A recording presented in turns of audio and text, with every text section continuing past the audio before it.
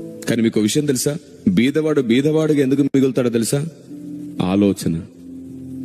ఆలోచన విధానం సరిగ్గా లేక. బీదవాడు బీదవాడికి ఎందుకు మిగిలిపోతున్నాడు తెలుసా? ఆరోగ్యాలు పాడు చేసుకోవడం బట్టి.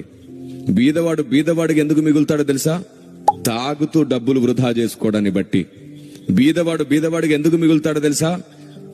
అప్పులు ఇవ్వడం, అప్పులు ఎగ్గొట్టడం, గొడవలు పడడం, తల పగలు కొట్టుకోవడం, పోలీస్ స్టేషన్ లో డబ్బులు పెట్టడం, కోర్టులో డబ్బులు పెట్టడం, గొడవల్లో పంచాయతీలో డబ్బులు పెట్టడం. ఇలాగూ జీవితాన్ని వృధా చేసుకుని వాడు బీదవాడుగానే ఉంటాడు. బీదవాడు ఎందుకు బీదవాడిగా ఉంటాడు తెలుసా? తన పిల్లల్ని గొప్పగా చదివించక, వీడు కూలి పని, వాడు కూలి పని, వాడి పిల్లల కూలి పని, వాడు బీదవాడే. కానీ మీకు తెలుసా, Abdul Kalam middle class family, బీదవాడే.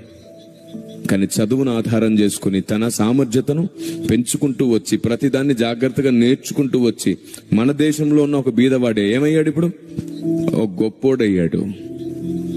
అంతెందుకు, అంబేద్కర్ గారు బీదవాడే కాదు, సమాజం త్రోసేసిన వర్గానికి చెందినవాడు. కానీ ఏం జరిగింది? దేశ విదేశాల్లో కూడా ఇప్పుడు ఆయన్ని గణపరిచే స్థాయికి ఎదిగాడు ఆయన. అసలు దేశం ఈరోజు ఆయన సమకూర్చిన